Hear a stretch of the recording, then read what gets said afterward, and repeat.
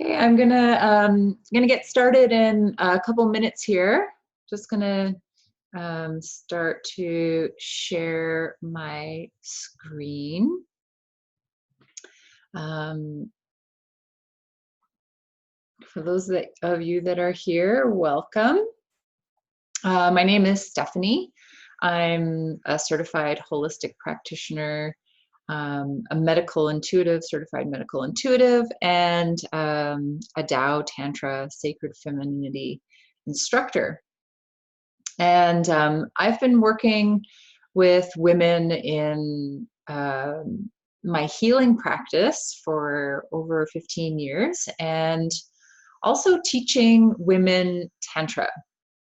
And I found the path of Tantra to be one of the most empowering paths out there. There's lots of other ways to go about it, but I found Tantra because it really empowering, because it has helped me to connect my body, my sexuality, my mind, my heart, and my spirit. Welcome if you're just joining us. We're just getting started. So Tantra has been a powerful path of connecting all aspects of myself, and I've sort of been on this quest to understand, the masculine and the feminine inside of me, and also to connect my body, mind, and spirit. Tantra has offered a lot of really empowering teachings, and so that's why I use it in my healing work and in my teaching work. So that's just a tiny little bit about me. I'm going to share my screen and get started on a little PowerPoint presentation that I've prepared for you. So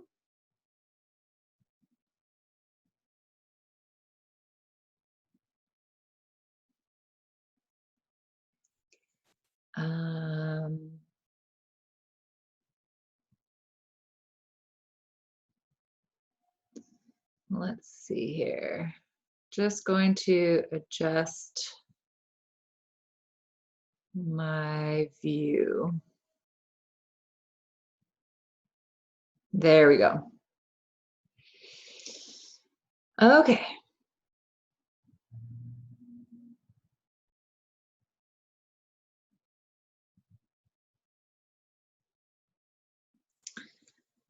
All right. Thanks for bearing with me while I get this thing going here. There, now I have a laser pointer. And I'm going to move this.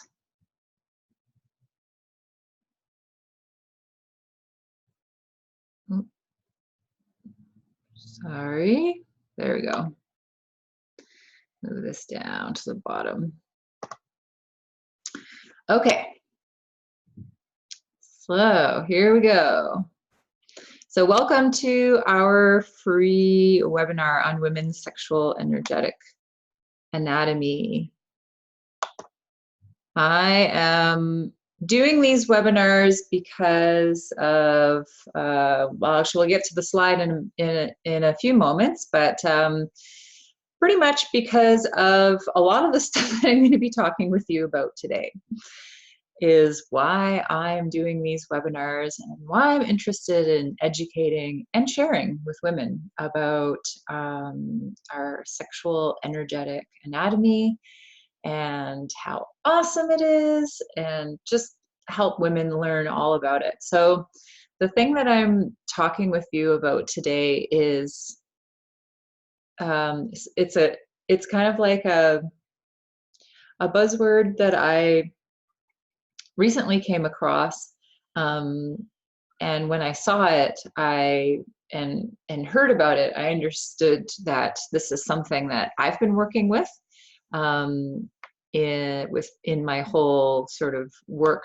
career path, and I've been helping other women who are experiencing the same thing. So I thought I would just present it so that you understand what it's all about, and hopefully you can learn to unsplit yourself. Okay, you'll have to excuse the bad jokes. Okay, so we're talking about female sexual psychological split. A female sexual psychological split is when a woman feels that her sexual feelings, her sexual orientation, her sexual organs, her sense of sensuality, or her sexual or gender identity are bad, not good, or wrong. Also, when women feel shame and guilt for their sexual feelings, sexual orientation, sexual organs, gender. So all this judgment about right and wrong creates a split inside of us. And the two biggest things that come out of that split are shame and guilt. And I talked about this in some of my other webinars, but I've noticed even in myself, like doing energy work on myself, I do a type of energy work called shamanic journeying and shamanic energy work, soul retrievals and energy clearings. And I do this kind of work on others, but I also do it on myself quite a bit. And I had an issue in my hip.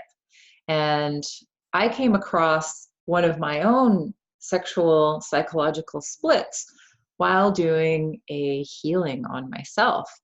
And what I saw was that there was an experience that I had, I'll tell you a little bit more about it later, when I was younger, that kind of created, I could actually see it visually, created a tear. So when I saw this term, sexual psychological split, I was like, oh my God, that's exactly what it looked like and what it felt like. Is a part of me and how I identify with my sexual being, my femininity, my sexuality, my sense of arousal, and all of that was basically like separated from myself. And that was the prime cause of some of the issues that I was having in my hip. And then I found out through that healing as well that it actually goes deeper into the pelvic floor region. So some of the muscles of the pelvic floor are in the area of the sexual organs. And if you're here for my last webinar, you can all sort of access my old webinars once you're on my mailing list. Feel free to ask me for the last webinars I've done, and I can send you links for them. But in my last webinar, I went over a lot of different emotional, psychological issues associated with different parts of female sexual anatomy. A lot of it was talked about and presented from a book from Christian Northrup. So yeah, so anywho, just a little bit about me and healing. You know, I'm on a path of healing, which is why I do this. Help other people, but also always becoming aware of myself each and every day. So healing the female sexual psychological split. So these splits in our psychological sexual self cause issues. They cause issues in our physical health, as I just shared about. Had sort of pelvic floor issues because of this sexual psychological split.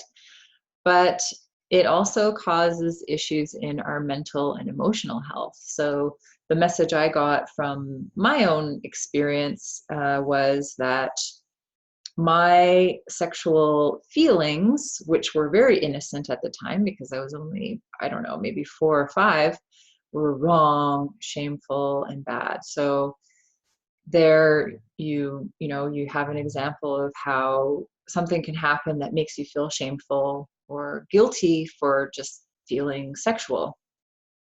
And then you carry shame and guilt around that part of yourself unless you heal it very quickly thereafter the experience. But most of us carry that mental and emotional issue around for our whole life until we deal with it at some point. And it also affects our relationships and affects all other areas of our life, especially our creativity. So again, in the last webinar, we talked a lot about how sexual energy is synonymous with our creative energy.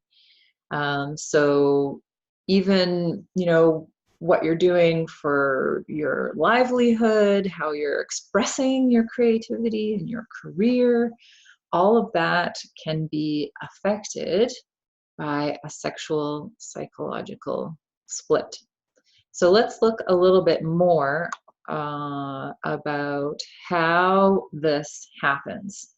It happens in many, many different ways for many different people.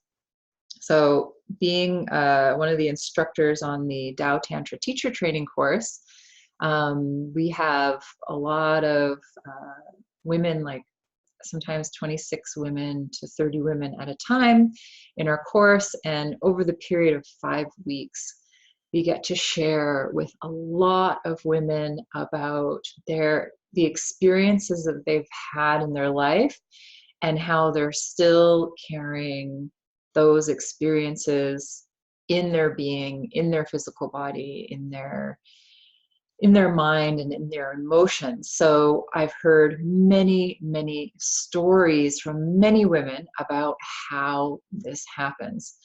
I'm going to focus on 3 kind of examples.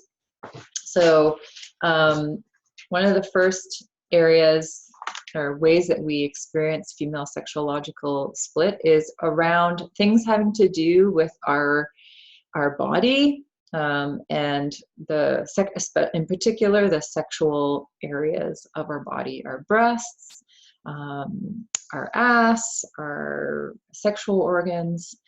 And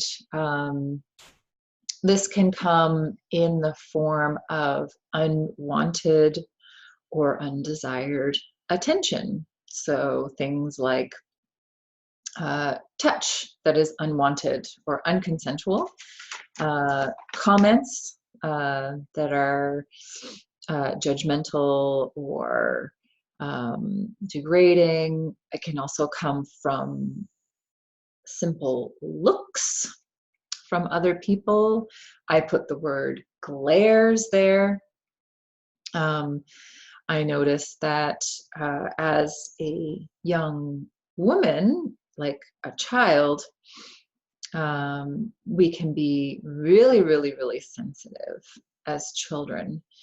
And I was doing healing work on myself from unwanted attention through people's simple looks at me from when I was young. So the body holds memory. Like if a person's like looking at you in a way that they're looking at a young child with a bit of a sexual energy or a sexual appetite, like an adult looking at a child, even just looking at them with sexual energy, like children are so sensitive that they can feel that. And I've done healing work where I've uncovered even just people looking at me in a way where they were sexually desiring me, even though I was a child. And that was stored in the memory and the tissue of my body. So the body holds memory in its tissues. And women are very susceptible to to all of these: touch, comments, unwanted comments, criticism by others. And it really, really sticks inside of us and can really affect us for a long time. So here's one example of how comments can affect us. This is just a kind of a visual description of slut shaming. So being called a slut, having unwanted touch, or it can be touch that you want, but it can also be rushed if you're not ready to have sex. It can happen in a way that is unwanted or undesirable or unpleasurable. Comments that we receive about our bodies when we're developing, when we're young women and we're starting to grow breasts, and boys are really insensitive, and other girls can be really insensitive around that time of our life. And all of these kinds of comments and experiences can really affect us and stay with us. So here's a little image about stopping slut shaming. There's a lot more awareness around this now than there was when I was younger. So that's good. Starting to see a little bit of growth in the area around consent, for example. When I was in university, there was no education about consent at all, and I would have appreciated it. And I noticed that in recent years, visiting different universities, there's more kind of campaigns and posters up around just even the topic of consent. So this is good. The female sexual psychological split can also happen around not just our physical body and sexual organs, but also around our sexual identity or gender identity. So any unwanted attention, jokes, rude comments, or even actions made towards us that are in judgment of any aspect of how we identify ourselves.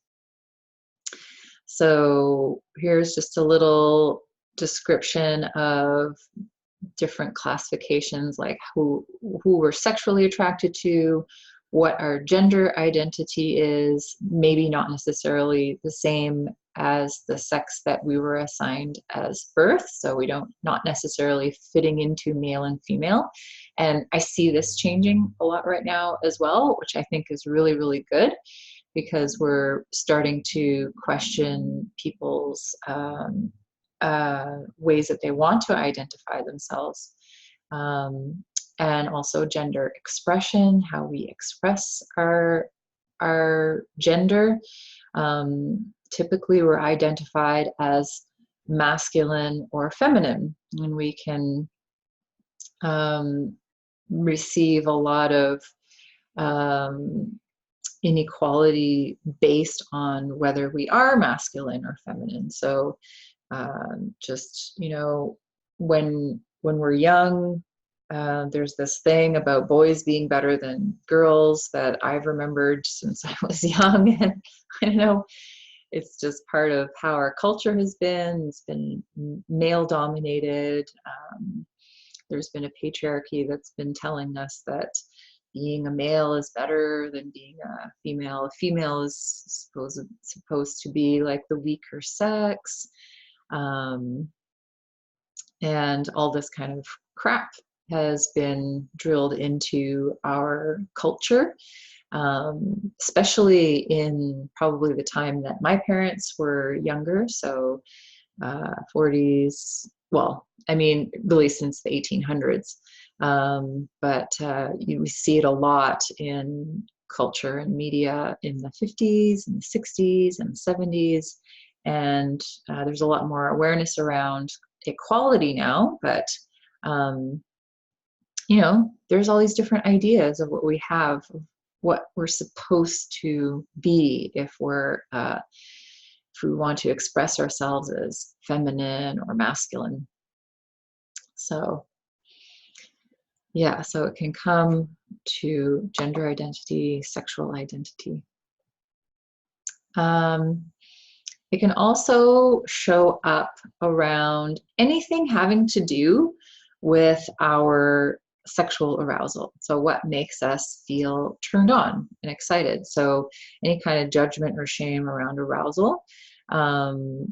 Like, for example, parents finding their child masturbating and shaming them for doing something that the child innocently finds pleasurable, or even just, you know, when you're young and you're having experiences with your friends, often children will go kind of like and explore these types of things together. But even just that feeling that you have to hide what you're doing from your parents because it's wrong or bad.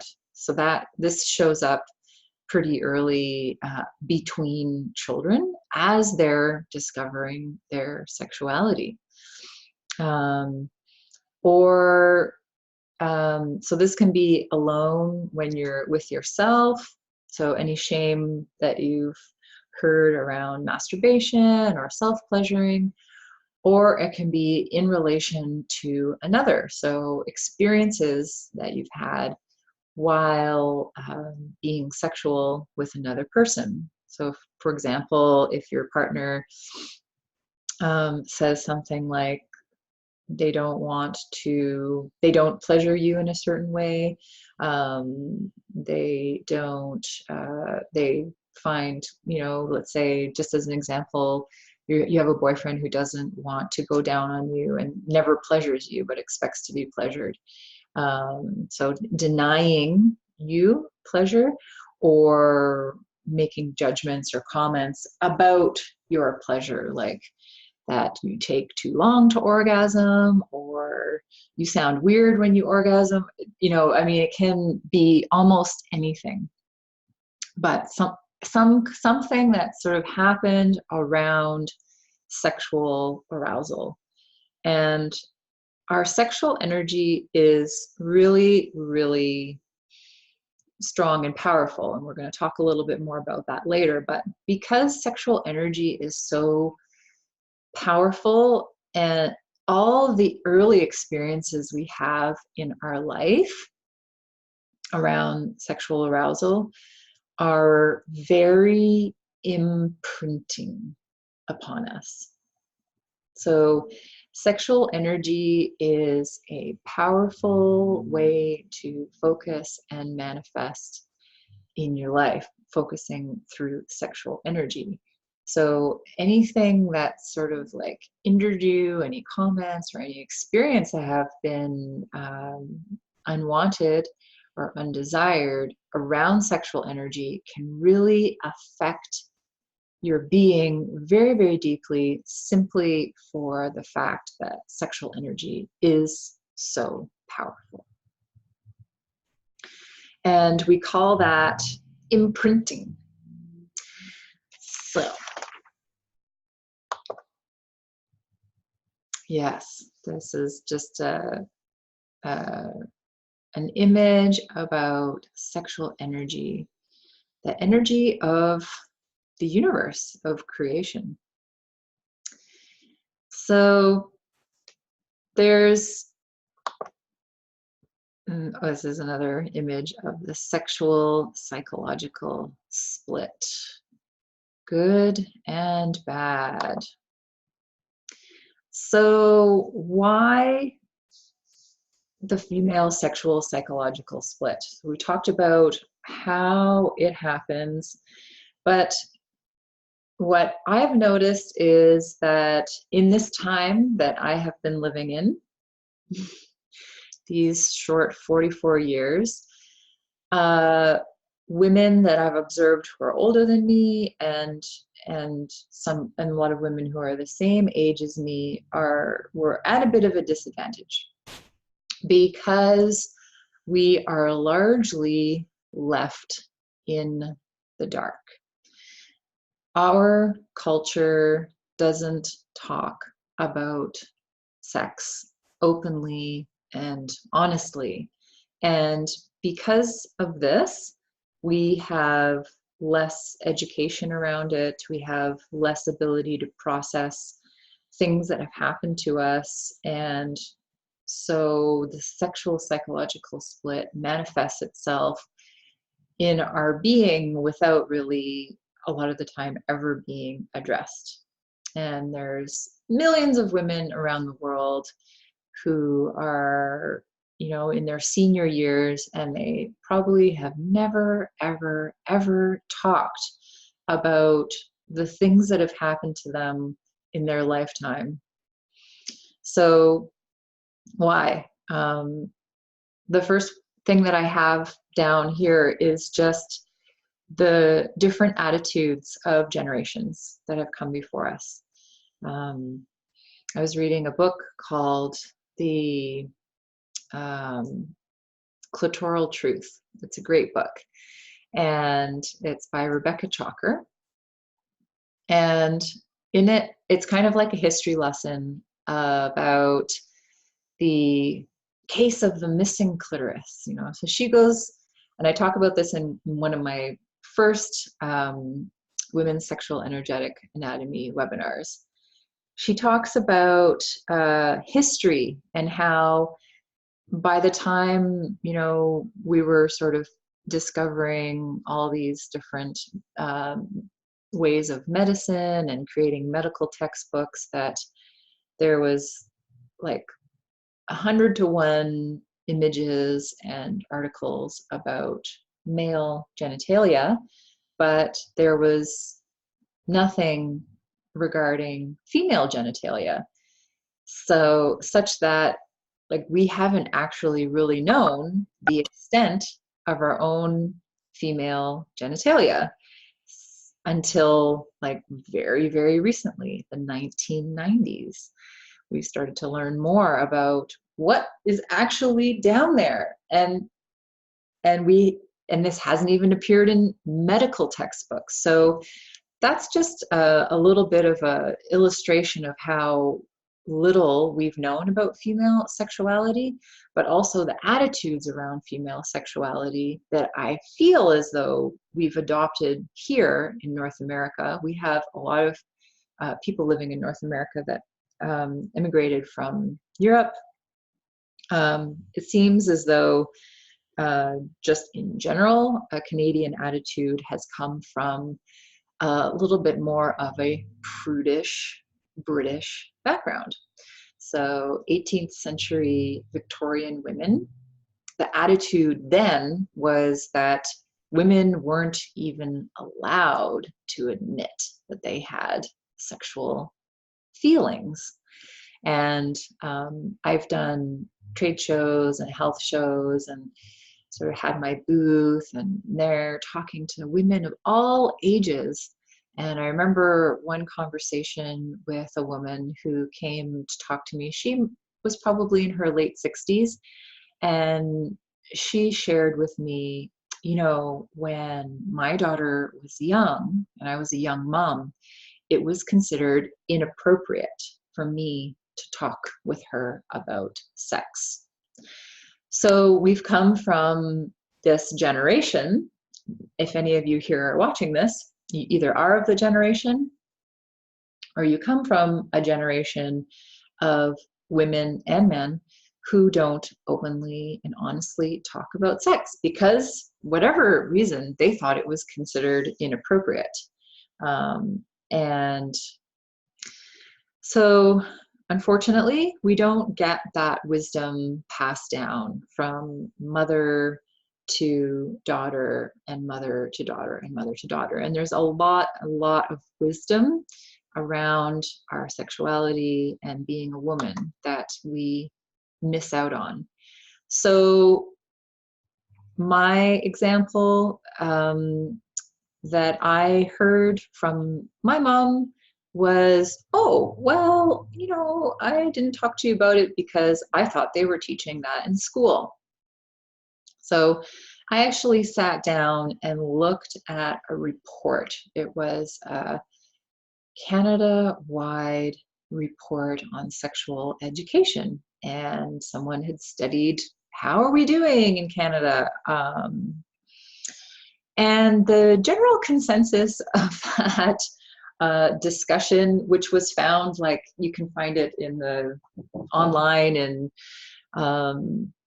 Department of Education websites and stuff, is that sexual education is, in general, it's hit or miss. So it's not enforced across the board, and some people have a decent sexual education, and a lot of people also don't have a decent sexual education. So even in our education system, we're lacking education around sexuality. And even just talking to teachers in recent weeks, it seems to be like such a complicated issue. And one of the major complications for a lot of sexual educators is the different beliefs of the different children in their class. So we're going to talk about religion in a few moments, but people's religious and spiritual beliefs are a hindrance to having a real solid sexual education curriculum Canada-wide. And then, of course, we have culture and media that we all are sort of gobble up every day, whether we want to or not. We are bombarded with all kinds of messages from media. And I've been noticing, although I don't have a television, I do have Netflix, and so I don't watch commercials on a regular basis and see stuff that way. But, I watch movies, and I've been noticing in movies and TVs, there's like this really weird, twisted over sexualization that's happening. It's kind of like trying to happen in a jokey way, but that's just a testament to how powerful and potent the sexual energy is.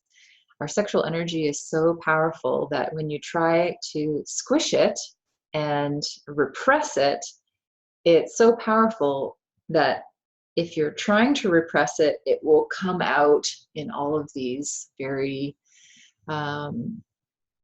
bizarre ways.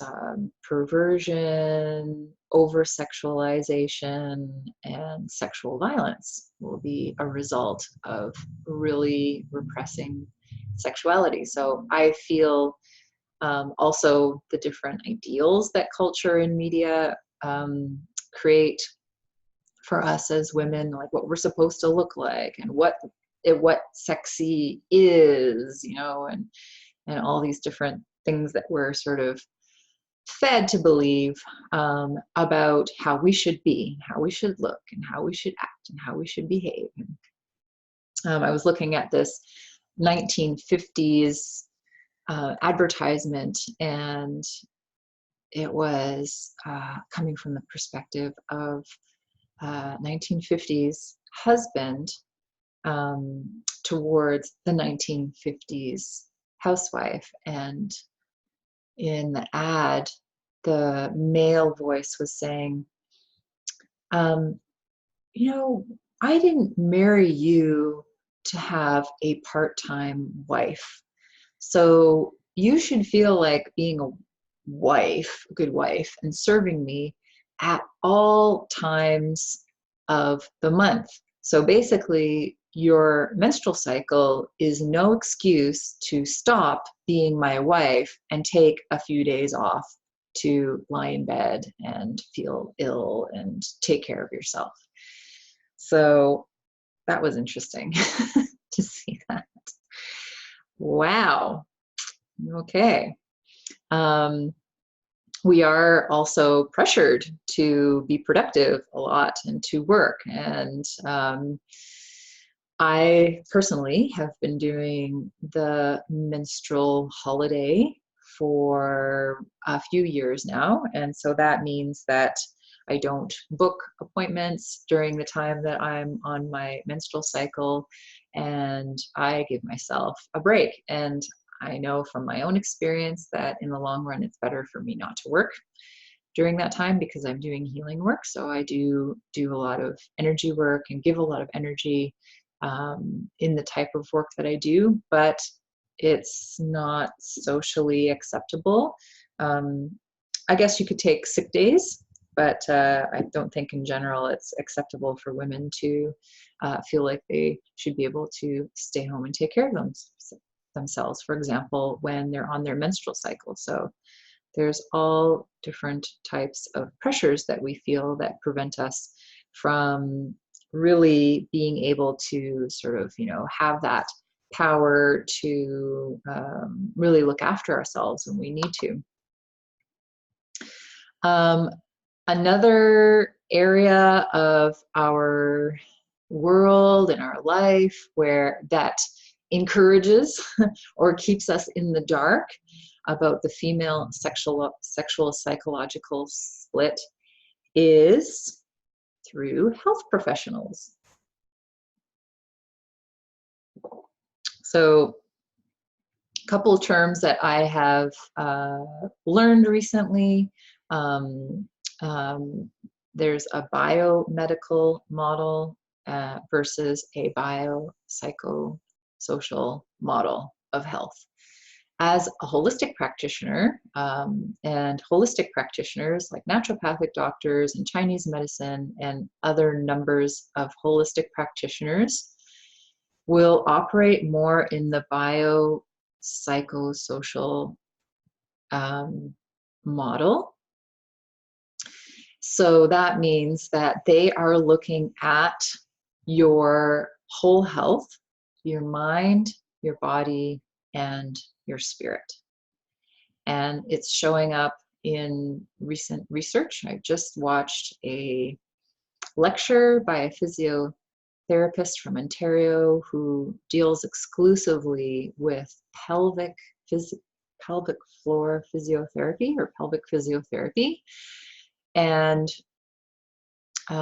what she was sharing was that although this word biopsychosocial model has been talked about and maybe mentioned a little bit in trainings such as physiotherapy trainings, massage therapy trainings, and even medical training, we're not really approaching a true biopsychosocial model in our healthcare. So many health professionals in this country operate on a biomedical approach. So if you go in with an issue in your physical body with pain, even if it's a chronic issues, they will look for the cause that is largely, and their treatment will follow a protocol where they're just treating physical causes, but not really trying to connect all the pieces of the puzzle to look at what's going on emotionally and mentally.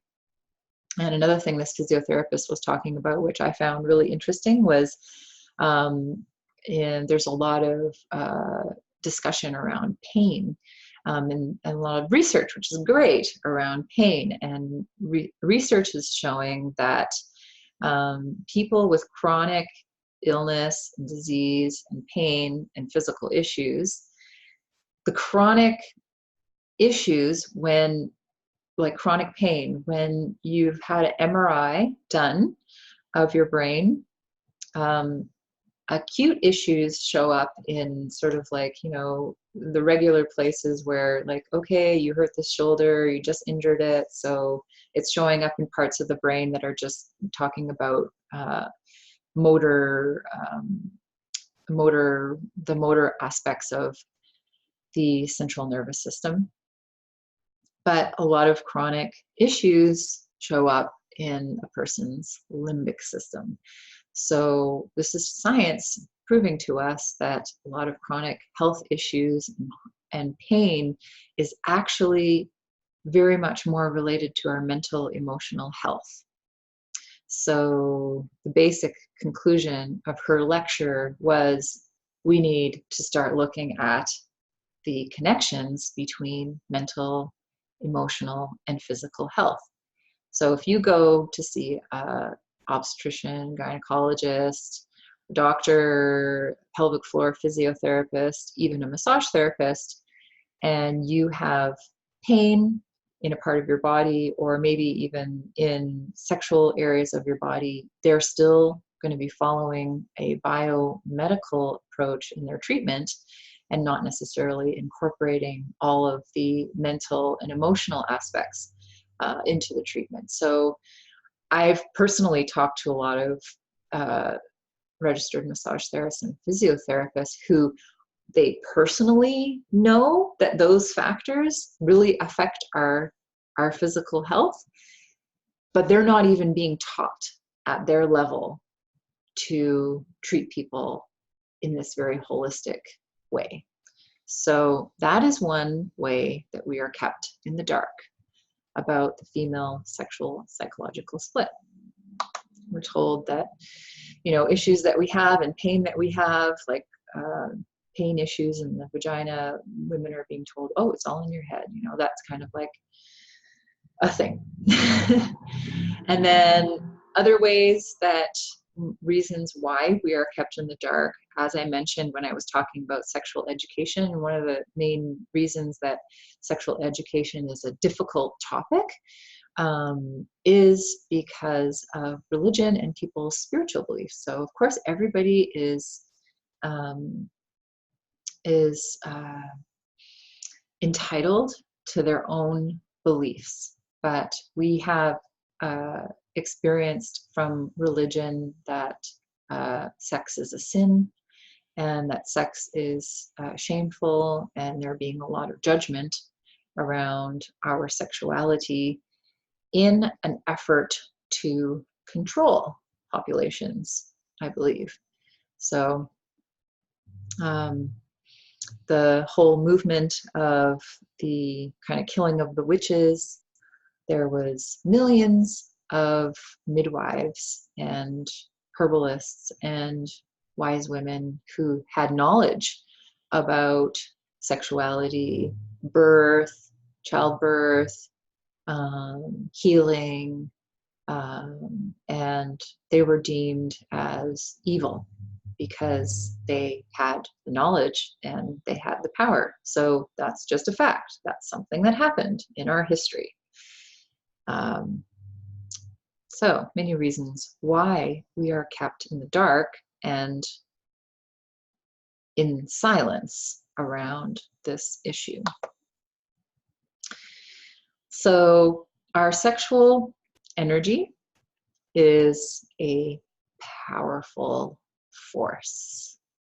And I bring this image up to illustrate how life grows in the most challenging of places. This crack in the pavement. Within our sexual energy is the ability to create. The ability to create life, the ability to manifest. It's our creative power.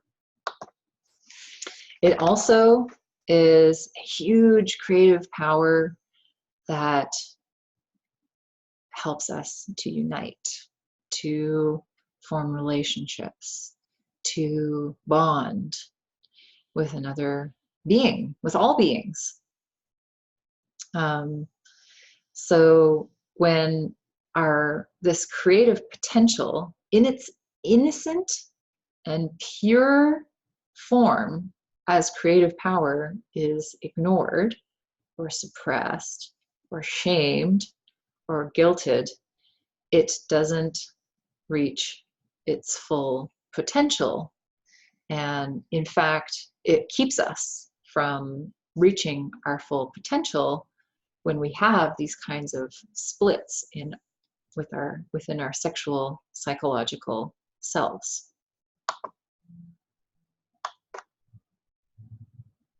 And we all need love to survive. We need a few things to survive: food and water and shelter and love.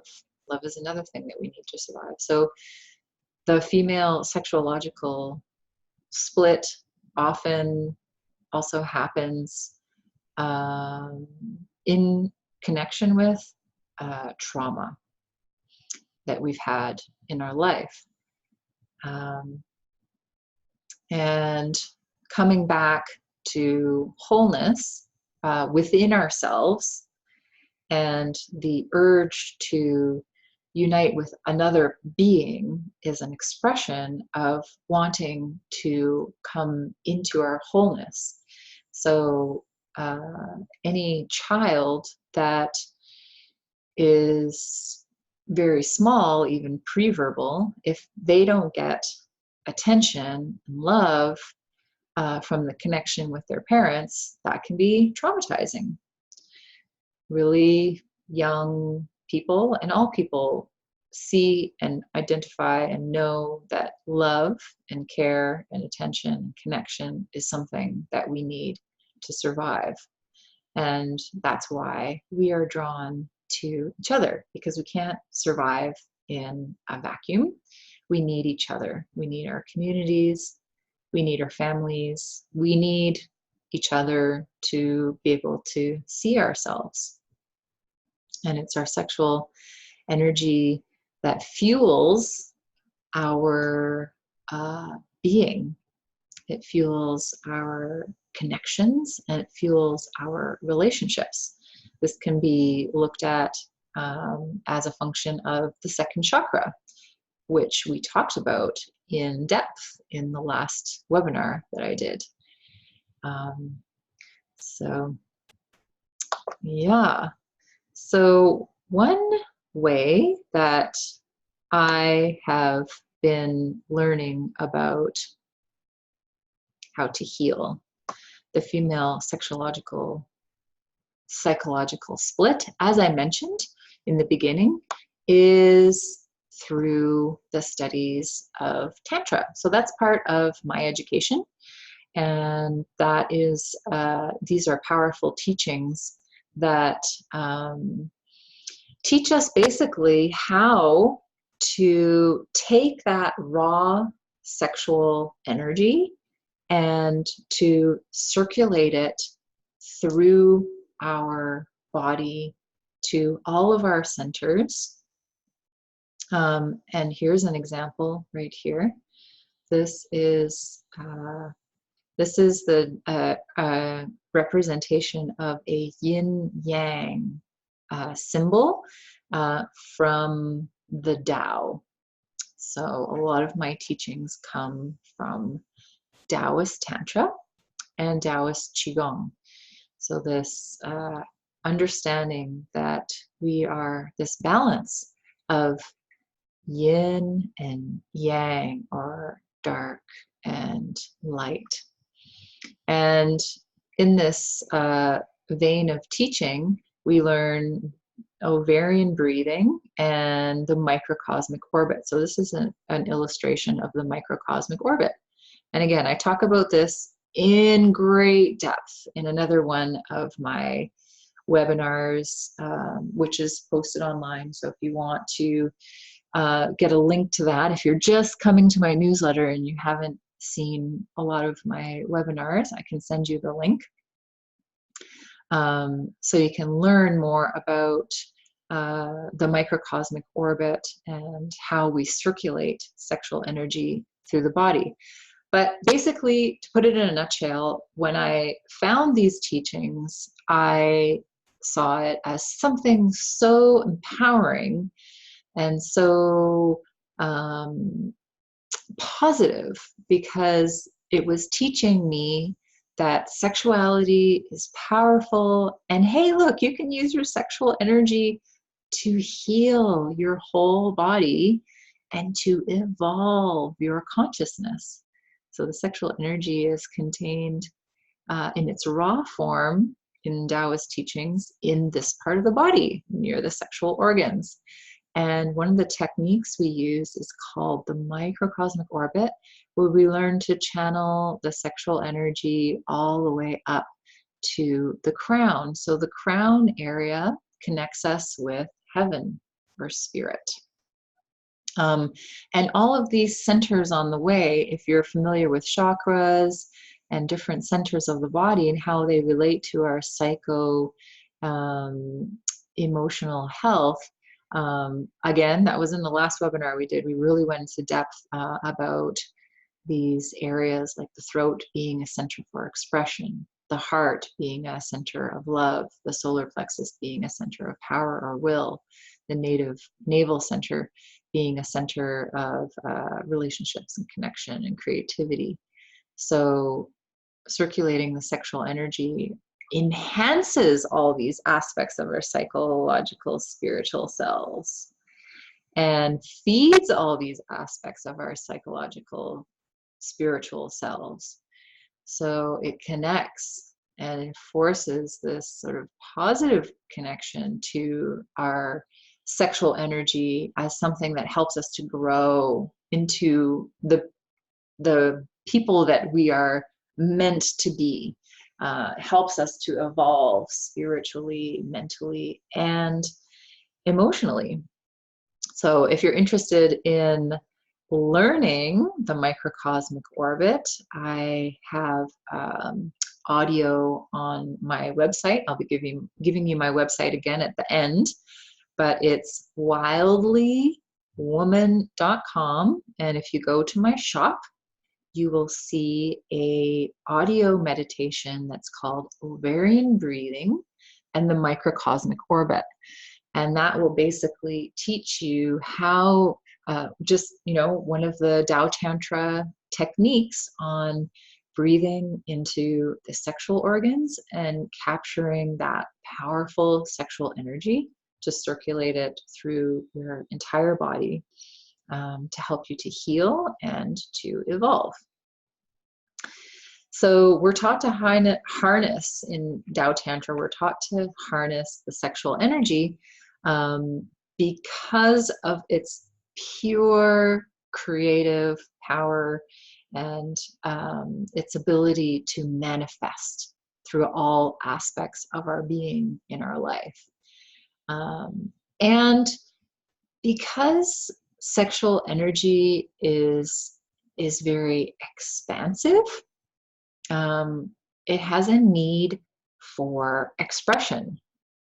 And this is, in a sense, the energy that we express through in our lives. So that's why I was saying earlier, if if sexual energy is repressed in any way, then it will twist and turn itself and come out in strange ways, as I said, over-sexualizing, perversion, sexual violence, but also just within our own selves, any guilt and shame that we have, for example, around our sexual energy, can cause us to act unconsciously. So one of the things that I saw in a healing session that I was doing for myself, I started to mention this at the beginning of our talk, where I had an experience in which I noticed a sexual psychological split inside of my being. And as a result of that sexual psychological split, I was sort of shown through the energy work that I was doing that one of the reasons I drank a lot in high school and university, well, it's socially and culturally kind of imprinted upon us as a thing to do when you're an adult. And so all of us teenagers are rushing to, to drink alcohol because it's something that we weren't allowed to do when we were younger. But also, I saw that that drinking alcohol was a way that I was dumbing down my sexual guilt and shame. So I would have experiences during times when I was inebriated, sexual experiences, and that was sort of a way I was maintaining this sexual psychological split inside of me.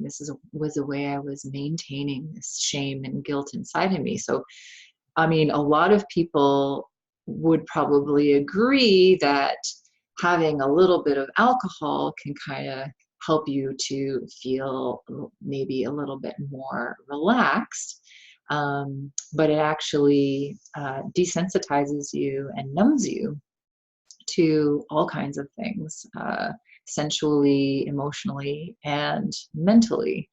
So, yeah, just a little example of how we can sort of express subconsciously our sexual psychological splits. Also, not knowing how we're using our sexual energy consciously, if we have guilt and shame around it, and if it's like this big abyss of unknown energy, then we can't really use it consciously, so it comes out subconsciously. So using sexual energy to gain attention, using sexual energy to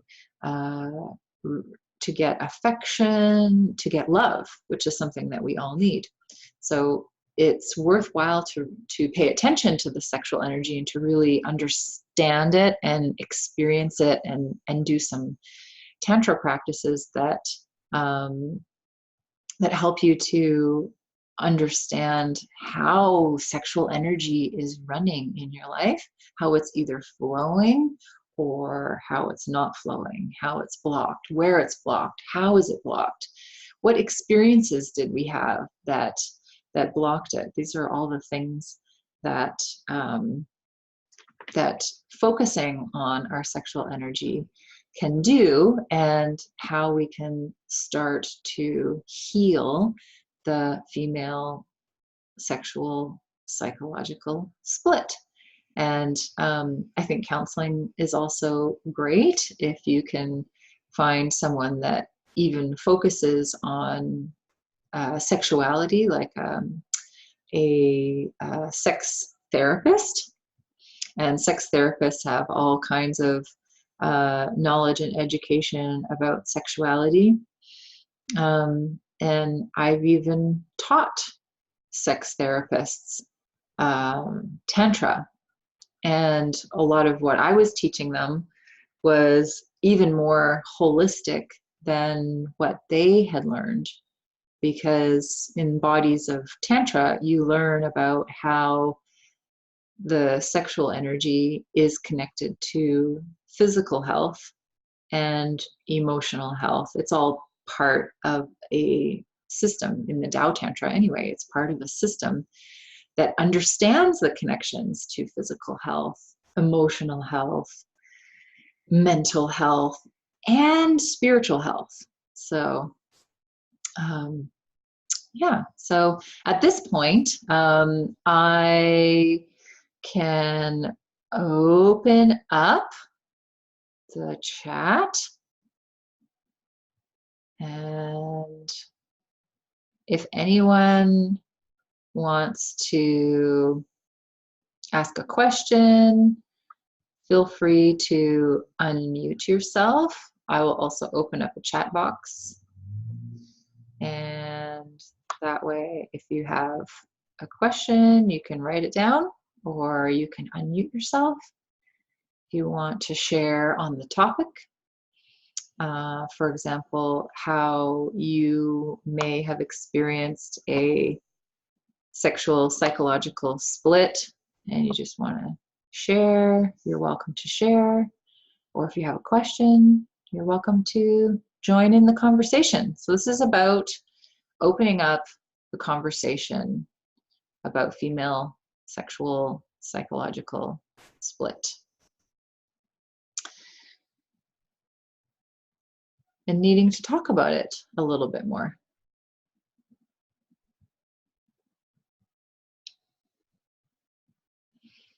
And I also understand if you're shy and you don't want to talk about it. You don't have to. It just means that we might have to end the webinar if there's no questions or no comments. Hi, Stephanie. Can you hear me? Yeah. It's Carly. Hello. Hey. I'm not good at thinking off the top of my head for questions, so I don't have one question for you at the moment, but I figured I could just share a little bit of my experience of sexual psychological split. Well, thank you. Yeah, when I was a little girl, I think I was around 6 or 7 years old, and was just like experimenting with my girlfriends. We were touching each other and, you know, like exploring our sexual energy. And one of the parents found out, and it ended up being this big deal where child services came to my school and interviewed me and had me recorded on their tape, and I didn't know anything about it, and I didn't know what was going on, and I didn't know what I was doing was bad. Like I knew that it wasn't really talked about, but I didn't even really know what I was doing at that point. And that had a huge impact on my life and my feelings of confidence and self-worth, and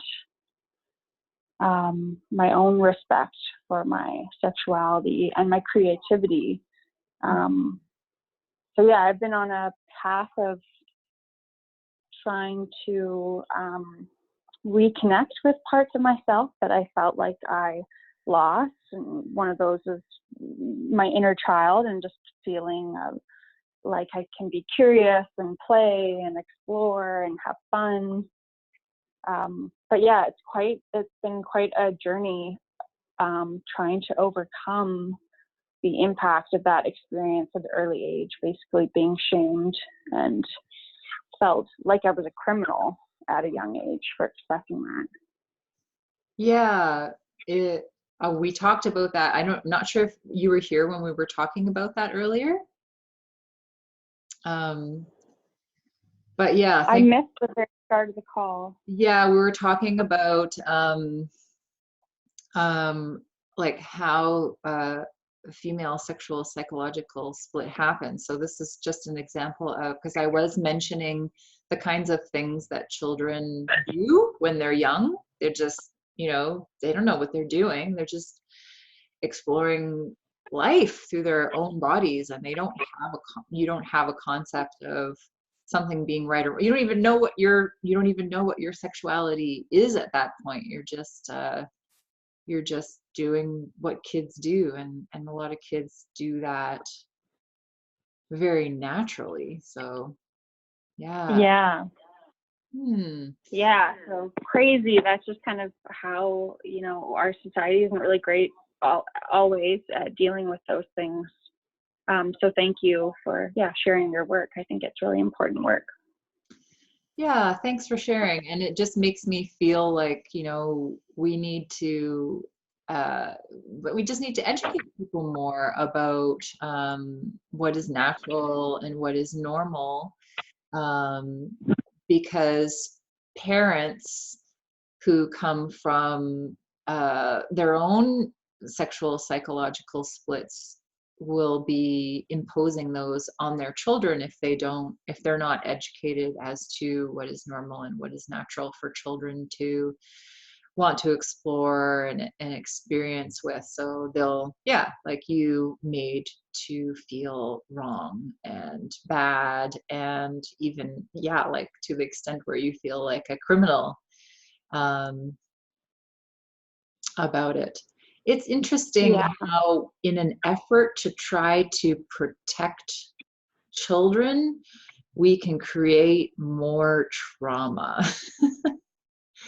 I know. And I know my poor mother too. Like, we've chatted later on about it. We didn't talk about it like ever. Like, I asked me when I got home from school if I talked to somebody, and that was then the conversation. So years later, in my early 20s, we talked about it again. Mm-hmm. And poor her, like, she had her own struggles in that situation and found it really challenging. And yeah, for her, it was a huge struggle and challenge. And I appreciate her struggle and the things that she went through. And it's just, yeah, it's too bad that, that being, yeah, maybe ill-equipped to deal with it and the impact that that can have. Mm-hmm. Yeah. But anyway, yeah, thanks for chatting with me about that. Okay, well, thanks so much for sharing. That's really brave to share. I feel like, in-person women's circles are absolutely also vital way that women can share a lot of things. When women feel safe and um, and not judged, we can gain a lot of benefit from sitting and just sharing with each other. So that's why I do women's circles on the third Monday of the month. So the third Monday of every month, we'll be having a women's circle that is guided and facilitated by myself and Rhea, who runs the Lavender Lotus. And we're doing this, it's kind of like a support, it's really just to support women in the community, because I've seen over and over and over again from doing these women's trainings, 5 weeks long, intensive women's trainings, how beneficial it is to open this kind of conversation up so that we're not in the dark about it. And then you realize that every single person has had some kind of experience in this realm that has made an impact on their life. And the mere activity of sharing in itself and being heard and being seen for women around these issues is really, really powerful for women. And women leave experiences like our women's circles wanting to just do this with other women, just wanting to hold women's circles and facilitate a conversation where women can openly talk about their experiences and be held in a space of love and respect and non-judgment. And yeah, it's amazingly healing and transformative. So thanks for sharing. Does anyone else have anything that they'd like to ask or share in this webinar? You may live in this area or you may live far away, but I highly encourage you to explore Tantra, explore women's circles, to connect with different types of therapies that are holistic, that have an approach that takes into consideration your body, your mind, your spirit. Any medical practitioners that have an open mind and can sort of incorporate all these different aspects of your being into treatment that you might be having. Or to come to one of our women's circles in Salmon Arm. So doesn't look like there's any questions. So we're going to just bring this webinar to a close. I really liked this picture because it was showing something that we learn about in Tantra is this inner marriage. So we talked about feeling judged or criticized or having comments about our gender identity, our sexual identity. And this is an image of the inner marriage of masculine and feminine, or yin and yang, or light and dark, that we learn about in tantric practices. And this is a huge part of helping and supporting us, because the yin is there to help and support the yang, and the yang is there to help and support the yin. The masculine and feminine are there to support each other within ourselves, and also on the outside of ourselves within our relationships. So, but understanding this connection internally can be really helpful for healing as well. So I offer different things in my workshops, and my online education has a yin yang audio meditation to help you to balance the masculine and feminine in it. But if you're curious and want to do a little bit more work on healing the female sexuological split, feel free to have a look at my website, wildlywoman.com, and that will also guide you to my other website, intuneholistics.com. This is what I specialize in. As a certified medical intuitive, I look at the connections between what's going on physically, mentally, and emotionally, and then I'm focusing on women's health and sexuality. So I have a variety of services, from massage to energy work to medical intuitive assessments, and different sort of body-mind therapies to help you heal any sexual psychological split that you might be experiencing in yourself, or even just help you be aware of how it's manifesting in your life, how it's manifesting in your body, how it's manifesting in your relationships. So I welcome questions, comments, emails, phone calls, and I can do a lot of this work at a distance because, except for massage, sorry, can't massage you at a distance, but I can do a lot of my energy work and medical intuitive work at a distance. So if you're not in local, yeah, and you need some help in this area, I can sure help you with some of my remote healing types of work. So thanks so much for joining us today, and I wish all of you unite your sexual and psychological selves.